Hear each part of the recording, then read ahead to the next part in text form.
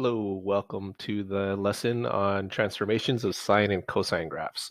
So the last lesson that we went over was basically about the sine and cosine parent functions. So what we're going to do today is basically figure out how these things get transformed. Okay.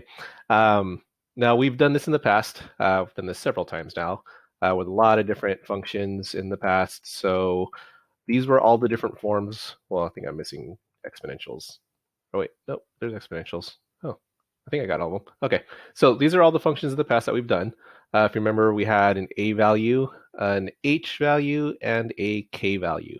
And all three of those values did different things to our actual function, the parent function. They moved them around, they stretched them, they compressed them, they reflected them, all kinds of stuff. So with that being said, right now all we know is y equals sine x and y equals cosine x. So if you were going to look at these and you were going to guess where do you think the a, h, and k would be, do you think you can figure it out? Well, let's see. This is what you should have come up with, or something very close to it. Okay, your a is always in the front of your function. Your h is always inside with the x, so the parentheses kind of tell us where the inside part is. Make sure you have the opposite. And then your k value is there's the number that's added off to the side. Or if there's no parentheses, that's how you can tell between the h and the k. Same thing with cosine. We're going to graph these two very similar to each other. Now, just to kind of refresh or give you an idea what this might look like, let's say that we had this function right here. It's the graph of one of these, just depending if it got shifted or not. So your a value, what your a value does, just like with all the other ones, it compresses a vertical compression or a vertical stretch. Okay. It could also flip it over. If a was a negative, then basically it would reflect it over the x-axis, and that's what a does. All right. H, if you remember H shifts it to the left and to the right. So the whole graph, every single point on the graph gets shifted left and right. Keep in mind that there's a minus sign here, so it's always the opposite of H, just like we did before. So if I said X minus 7, it's actually going to shift it to the right 7. So just be aware of the opposite part. The K value, while the H moves it to the left and right, the K value will be moving it up and down. So you might go up, and people are doing yard work. My dog's barking at them. Hopefully you can't hear that too much. But yeah, so you got AH and K. Now there is one more transformation that happens. One more letter we're going to have to add on to these type of functions with the trig functions, and that is this B value. So not only we have AH and K, we now have a B that's in front of basically what the function is being done to.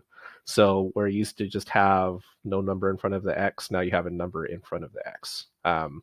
And that was with the previous ones in the past too. There's one transformation that I kind of mentioned in class, but we never really went over. That is the horizontal stretch and compression. We always did vertical, but we have not done horizontal. So that's what the B value does. The B value stretches it horizontally, so it stretches it out along the x-axis instead of up and down, or it compresses it along the x-axis. So it can make it smaller or larger. Okay. So again, it stretches or it compresses down. All right. So basically, it makes your cycles happen faster or slower. All right. Okay. So let's go ahead and just practice first off, just like we did in class, just figuring out, okay, we're going to be using these A, B, H, and K values. So let's just practice figuring out what the values are. So if I give you this function, y equals 3 cosine of 6x, first off, a is always in front of the function, so a is 3. Cosine 6x, so now your b value is always in front of x. Even if there's no parentheses, if it's just in front of x, it's your b value. So 6 is your b. H and k, h would be inside of parentheses. I don't see any parentheses here. I don't even see another number after this, so that must mean my h and my k are both 0. Okay, so that's all we're doing right here. See if you can figure out this next one. Take a look at it. Pause the video if you want to. See if you can figure it out. All right, so a is in front of sine. B is in front of x, the number in front of x, even though there's a parentheses here. There's not always going to be parentheses, but most of the time there is. You're going to have a 2 in front of that one. If there's no number here, it's a 1. And then your h is, it's a sign. Sign's on this side. Basically the same thing. H is inside with in the parentheses. Now that's going to be pi, but remember you should take the opposite. So it says minus pi, so your h is just pi. Remember, pi is a number. It's 3.14159, blah, blah, blah, blah, blah. So it's just an easier way to write it. So don't get thrown off that it's a Greek letter. It's just a number. And then k, I don't see any number being added or subtracted off to the side, so k is a 0. All right, so let's try another one. See if we can get this one. So the a value is in front, should be a 1. B value is in front of the x. So your b value is a 2, and then you have a number added onto the side, which is an 8. Now the question becomes, is this 8 a k or an h value? Since there are no parentheses here, this must be the k. You're taking cosine of 2x first, and then you're adding 8 on later on. It's not cosine of this entire thing. So if you don't see parentheses, it's just your k value. So that means that I don't have an h value here. So that's a 0, and then your k value is an 8. All right, and last one gets a little bit tricky. If you notice with this one, I do have parentheses, but if you notice our formula, when we have parentheses, I don't have a number that's directly between the parentheses and the x right here. That's just a 1. Here I have a 3. I don't have any place or any letter that kind of holds the place for that. The b value should be in front of the parentheses, not inside of it, between the b and the x. This one's, it has it there. Same thing with the sine. This is a sine, but they're basically the same thing. So I have to do a little bit of work first. Because my x in this form should be by itself if there's parentheses. The previous problem didn't have that because there was no parentheses, so I didn't have to do anything. Since there's no parentheses, I just kind of left it alone. This one says it has parentheses. I have to take something out. So what I'm going to do here is I'm going to factor out a GCF. So I know I got to pull this number out front. So that's going to be a 3. So you should ask yourself, okay, 3 times what will give me this 3x plus 12? It must be an x plus 4. 3 times x is 3x. 3 times 4 is 12. We did a lot of this in the factoring chapter, so hopefully you guys are pretty proficient with that. Now it's ready for me to figure out a, b, h, and k. So a is 7, b is 3, h is negative 4, and k is 0. Okay.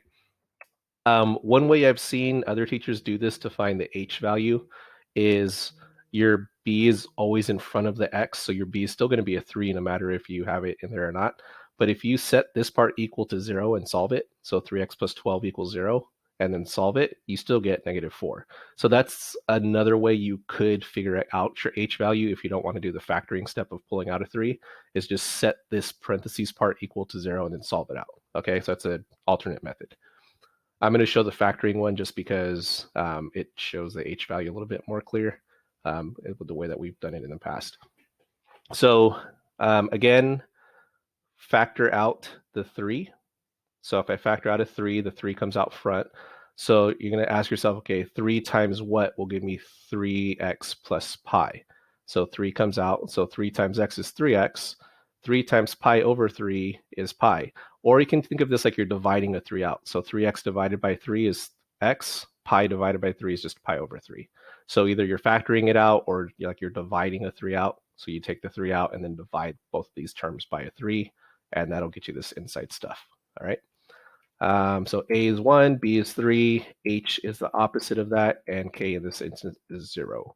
If you wanted to do that whole equal 0 thing here, 3x plus pi equals 0, subtract pi on both sides, divide by 3, you get negative pi over 3. So a few different options you have there to figure out your h value.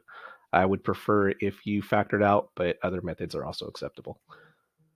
Okay, that being said, now we know how to figure out a, b, h, and k. Now we need to use those things because we need to figure out these 6 pieces before we start actually graphing, right? We need to figure out the amplitude. I'm going to give you a formula for each one of these parts too. So the amplitude is basically how high and low it goes. So starting at, if you remember the midline, how far up and how far down does it go from the midline? So the amplitude is just going to be your a value. Turns out this a value is your amplitude. So in this case, this is our parent function, so this would be a 1. All right, amplitude would be 1 in that case. Period is how long it takes for one cycle to happen. Turns out there's a formula for that. So all these formulas I'm about to give you, make sure you write them down in your notes or take a picture of this screen after it's all done, something like that. Be inventive. You're working from home. So you got your period formula is 2 pi over b. 2 pi divided by the b value will be your cycle. So whatever this b value is, you do 2 pi divided by that, and that's how fast one of our cycles happens. Interval, that's basically what you're going to count by. When I mean count by, I mean is if you remember when we made those tables, it's all the x values that our points happen at. So this happens at 0, pi over 2, pi, 3 pi over 2, and 2 pi. So your intervals on a parent function is pi over 2, because that's what you're counting up by. But the formula for it is basically you take 1/4 of your period. So this period happened in 2 pi. If you break that into 4 chunks, that's why that happens, basically. So you take 1/4 of your period, or divide your period by 4 is another way to think about that, and you got that. Horizontal shift, we've done this before. This is where you're shifting left to right, and normally we start at 0, x equals 0. We start on this y-axis, but if you have a horizontal shift side to side, that will change your starting point. So you're going to start your graph at the horizontal shift, which is your h value. All right, remember that's always opposite of whatever's in there. Vertical shift, aka phase shift. So when it's trig functions, they call it a phase shift. I think it's called something different because it's a periodic function. I'm not quite positive on that, but we'll just go ahead and go with it. And this is what you're going to add or subtract to this pattern that I'm about to show you. It's your y values. The pattern is with a y value, so vertical shifts will change your y value patterns. That's your k value. So your y values follow these patterns. If you have a cosine, so the cosine up here, you start off in a maximum, then you hit 0, then you go to a minimum, then you go to 0, then you go to a maximum again. So max, 0, min, 0, max. That's the pattern here, okay? Technically, you don't have to memorize that pattern. Just know that you have to you start there, then you go all the way down, then you come all the way back up. So it's just a kind of visual pattern as well. Sine is a little bit different. This is when you're starting at 0, then you go to a maximum, 0, minimum, and then a 0. Okay, so that's your patterns that you're going to follow with your y values. All right, so using all of this stuff, better breath. Using all of this stuff, let's go ahead and graph it. So I'll keep these off to the side so we can use it as a reference. And the transformational forms are up on the top right-hand corner, so feel free to reference those two parts. Take notes on those parts. If you're taking notes on paper, those are the parts that are going to help you the most. So first example, I'm going to go through 3 examples. So I spent about 13 minutes going over the premise of this. So let's go ahead and see what some examples look like. So first example, first thing you want to do is just make sure that you know what your A, B, H, and K are. So A here is 2. B is in front of X. I have nothing in front of X, so there's a 1. H and K are non-existent, so anytime there's no H or K, those are zeros. All right. So now our amplitude, so let's find our amplitude, is just our A value. So our amplitude is 2. Period is 2 pi over B. My B is a 1, so that's going to be 2 pi over 1. And then 2 pi divided by 1 is just 2 pi. So our period is 2 pi. So what that means is that my graph is going to go up to 2 and down to -2. That's what amplitude is. It's how high and low it goes. So that actually tells me my minimum and maximum values. If I wanted to, I could just go down here and start my pattern up because I know my min and max from here. But I'm not going to do that until later. Period tells me that it's going to take along our x-axis. When I hit 2 pi, that's how I'll finish one complete cycle in 2 pi. Okay. Interval means that's what I'm going to count by. That's what the little marks on my x-axis are going to be by. So period is interval is 1/4 of our period. So I'm going to take my period, which is 2 pi, and multiply it by 1/4. Fraction times the whole, top times the top.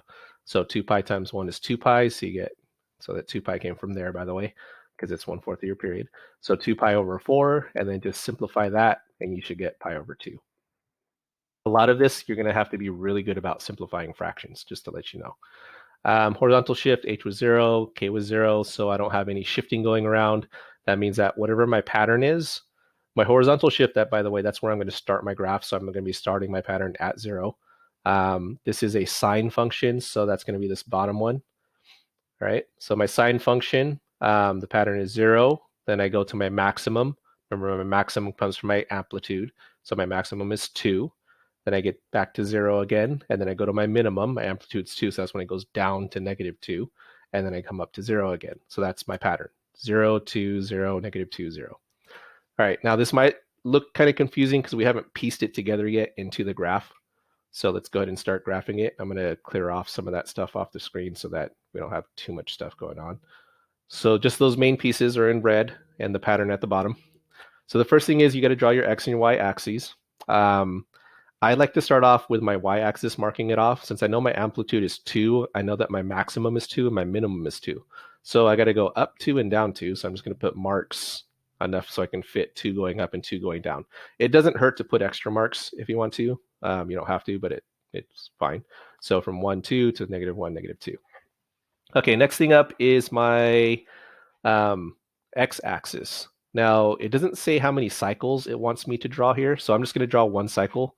One cycle, if you remember, is 1, 2, 3, 4, 5 points starting at 0. So I should do starting at 0, 1, 2, 3, 4, 5. 5 marks, but that's already 0, so I don't even got to mark that. So I actually got to make 4 marks here to get a full cycle, okay? Because my pattern, I have 5 numbers on my pattern starting at 0, 1, 2, 3, 4, 5. So 5 marks, all right? Now to mark these off, that's where I use my interval. So you use your interval to label these markings. So I'm going to go up by pi over 2. This is 1 pi over 2. So I got 0, then I'm going to go to 1 pi over 2, 2 pi over 2, 3 pi over 2, 4 pi over 2. We did this with the unit circle, okay? So 1 pi over 2, 2 pi over 2, 3 pi over 2, 4 pi. You're just counting up. And then from there, go ahead and simplify the parts that you can. So I got 1 over 2 is just pi over 2, 2 over 2 is just pi. That doesn't simplify. 4 over 2, 4 divided by 2 is 2, so 2 pi, all right? So that's simplified. Now, if you can do that in your head, if you can go 1 pi over 2, 2 pi over 2 is pi, 3 pi over 2, 4 pi over 2 is 2 pi. You don't have to write it all out. It's just, I like showing patterns so that you can hopefully pick up on them. All right, so that's the marking. So the first step, just mark off your graph. Once you have these markings, it's actually pretty simple as long as you know these patterns. So like I said, write this down on your notes. We are going to start here at the horizontal shift, which is 0. So that's our origin right here. So our patterns, this pattern starts off at 0. So 0, 0. So the first point I'm going to have at 0. So right down there. So at that 0, my y value starting at 0. And my first point starts at the 0 horizontal shift. So it's basically the origin is where this one's starting. We'll have some examples that start in other places too. Next part, we're going to go up to 2. Now, remember, we made these markings. So each one of these markings coincides with this as a y value. So my first marking's at 0. That's at 0. My next marking's at pi over 2. So that one must be going up to 2 down here. So pi over 2, I'm going to have a point at 2. My next marking's at pi. So pi is my third point. So 1, 2, 3. Pi is going to be at 0. So pi will be at 0. So my next marking's right here at 3 pi over 2, which should be at -2. So 3 over pi over 2 goes down to -2. And last marking that I made on here was my 2 pi, and that should be back at 0 again. And that is a full cycle, okay? Remember, this is periodic. It just keeps doing the same thing up and down, up and down. So just draw that in. And that is your graph, okay? It's a little bit different than our parent function. Parent function is y equals sine x. This is 2 sine x. If you notice, usually the parent function went up to 1 and followed this, but this one got stretched up to 2. It's a stretch factor of 2, right? That's basically how you do these. The rest of this video is just a couple more examples if you kind of need different situations that might happen. So feel free to skip around if you want to, try some of the homework problems out, come back to the video if you want to, things like that. All right, so next one, so a little bit of a review of the steps. First off, draw your coordinate plane. Mark your y-axis according to your amplitude. Mark your x-axis according to your interval. Figure out your pattern, start plotting your points, look at the horizontal shift for the first point, and then draw your curve. This is just a summary of the things we just did. So we're going to practice it some more. All right, so here we go. Next example, cosine 2x plus pi over 2 plus 1. So this is already in parentheses. I don't have a number between here. This is all set up nice and neatly. Figure out your a, b, h, and k. You can pause these videos at any time too if you want and try these on your own and see if you can get them. And just keep playing the video and see if you got them right. So your amplitude should be 1. Period is 2 pi over b. So my b is a 2. So that's 2 pi over 2, which is just pi. Because 2 over 2 is 1, so you just get pi. Your interval is 1/4 of your period. So my period was pi, so it's 1/4 times pi. So top times top, that's pi over 4. That's what I'm going to count by. Horizontal shift was h, so that's negative pi over 2. That tells me where I'm starting. Okay. Vertical shift, that tells me going up and down. I have a vertical shift of 1. Everything's going to get shifted up 1. So my pattern is going to be a little bit different. So it's a cosine. That's this bottom one. So let's go ahead and move that over here. Now, normally our maximum and minimum have to do with amplitude. So normally you'd say, okay, our maximums are 1. And then our minimums would be 1 as well, because, or negative 1, because it goes down to 1, because our amplitude's 1. Now, we do have a vertical shift, though. These are y values. So it's a positive 1. So all these y values are going to get shifted up 1. So vertical shift of 1. So we're going to add 1 to each of these. So 1 plus 1 is 2, 0 plus 1, negative 1 plus 1 is 0, 0 plus 1, 1 plus 1 is 2. Okay? So this is my new pattern that I'm going to be working with. So vertical shift affects this pattern. All right, so I see my maximum is 2, my minimum is 0. So I'm going to go up to 2. I don't even got to mess with this part because my graph never even comes down here. Next thing up is marking off my x-axis. So it looks like my interval is pi over 4. So I'm just going to count 1 pi over 4, 2 pi over 4, 3 pi over 4, 4 pi over 4. Now I stop at 4 points because again, that's a full cycle. 1, 2, 3, 4, 5, but starting at 0, 1, 2, 3, 4, 5. Plus, it shows right here too, our period is pi. So 4 pi over 4, that's just pi. So that's one full cycle, all right? Now I'm going to keep going because up here it says I have to graph 2 cycles. So that's not enough. I have to do 2 of these things. So I got to double that up. So I don't have to go up to pi. I actually have to go up to 2 pi because it's double this. So I'm at 4 pi over 4, which is pi. I'm just going to keep counting. So count starting that here. I'm going to count 4 more. So 5, 6, 7, 8 pi over 4, which is 2 pi. Now I am going to put a little extra mark on here because my starting point is here, negative pi over 2. So I got to start counting backwards by my intervals as well. So 1 pi over 4, negative 1 pi over 4, and negative 2 pi over 4. I'm going to stop here because negative 2 pi over 4 simplifies to pi over 2. So there you go. I know that's going to be my starting point. So if I simplify all these fractions, and again, if you can do this all in your head, good for you. If you can't, just draw it out, then scribble them off, and then simplify them all out. And then that's what all the markings should say. Okay. Okay, we got all our axes labeled.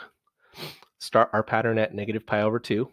Okay, so we're going to start at a y value of 2. So at negative pi over 2, our y value is 2, so that's going to be up there. Next mark interval is negative pi over 4. That's going to be at 1. Okay, so 1's right there. Next mark is 0. So 0 is going to go to 0. So that's going to be right there. Next marking is right here, pi over 4. That's going to be at, looks like 1. And then next marking is right here, pi over 2. That's going to be at 2. All right. And that is a full cycle. Remember, full cycle means you come all the way down, come back up, and then from there, it's just going to keep doing the same thing again and again. So that is one full cycle. Now it says graph 2 full cycles though. All right, so we got to do that again. So just, you can use these points as just kind of, okay, so we started at 2, so that's my starting point right here at 2. I'm going to go down to 1, 0, 1, then back up again. So down, starting there, we're going to go down to 1, 0, 1, back up again. So it's pretty easy just to keep following the pattern once you get used to it. So the more you practice this can be super fast. All right. It's just taking me a while because I have to explain it all. And then you graph 2 cycles. There you go. All right. Last example number 3. Let's go ahead and show this one just because remember how I said if you have a number in front of x and it's in parentheses, that's either a no-no or you can set this equal to 0 and solve it out to find that h value, okay? I like actually factoring out though. So if I factor out a pi here, you got to ask yourselves, so if you draw a pi, I should have drawn this out, but if you have a pi here and you have parentheses, what times, pi times what will give me back this parentheses again? must be x plus 1/2. Pi times x is pi x. Pi times 1/2 is pi over 2. Okay. Or again, you can do pi x plus pi over 2 equals 0 and solve that out. That's another way. All right. So a, b, h, and k values. See if you can get those. Hopefully you didn't see them. Played a little peekaboo. There you go. Okay. A is 2, b is pi, h is negative 1/2, and k is 0. So a is 2, period is 2 pi over b. My b is pi though. So it's 2 pi over pi, because b is pi. Pi's cancel. I just get a 2 for my period. Now this is a little different just because we're used to seeing pi's on our period, but they can count. It's just a number again. So this is actually a nice, neat number since our pi's canceled off. So our interval is 1/4 of our period, which is 2. So 2 times the top, that's going to be 2/4, which is 1/2. Right? Horizontal shift, just this negative 1/2. So if you solved out pi x plus pi over 2 equals 0, you should get this if you did it right. Okay. Or if you factored it out, you just look right here and then you got that right there. That's where our pattern is going to start. Vertical shift 0. So that's nothing happening there. It's another cosine. So looking at cosine here, maximum from this amplitude looks like my maximums are going to be 2. My minimums are going to be -2. There was no vertical shift, so I don't got to do anything to these numbers. They're just going to stay still. All right, let's start graphing this thing. Label off your y-axis. I know that I'm going to go up to 2, down to -2, so that's the parts I'm going to mark off. I'm going to count my intervals on this axis by 1/2. And then remember, I'm going to stop after I make 4 marks. So 1/2, 2/2, 3/2, 4/2. That's it. That's one full cycle. 1/2, 2/2, 3/2, 4/2, but 2/2 is 1, 4/2 is 2. Okay. And let's see how many cycles. I got to graph 2 cycles, so I actually should keep counting. All right. So that's 1/2, 2/2, 3/2, 4/2, 5/2, 6/2, which is 3, 7/2, 8/2, which is 4, and then I can stop there because I know that my period at 2, and I doubled that because I had 2 periods, which is 4. All right, and I have to go backwards 1 piece because I know my horizontal shift, I'm starting here, okay? If my horizontal shift was a positive 1/2, I'd be starting here, and I'd actually have to make probably another mark. You can always add or take off if you need to. So, all right, so starting at -1/2, I got 2. So I'm going to do these a little faster. So 2 is up here, 1/2 is 2. My next mark, I'm going to come down to 0. All right. The next mark is 1/2 right here. That's going to go down to -2. My next mark is right here at 1. That's going to go up again to 0. And I'm not quite finished. And then 3/2 is my next mark that I made. So that's going to go up to 2 again. And that is a full cycle. All right. Now it says graph 2 cycles. So I'm just going to repeat this pattern one more time. So starting here, goes down to 0, minimum, 0, maximum. Okay, that's my second pattern. And there you go. If you wanted a third one, you would just make more marks and just keep going. Okay. And that's about it. So if you have any questions, let me know. Feel free to stop by my office hours and I can help you one-on-one if you want to. Otherwise, I hope you're doing well and take care. Bye-bye.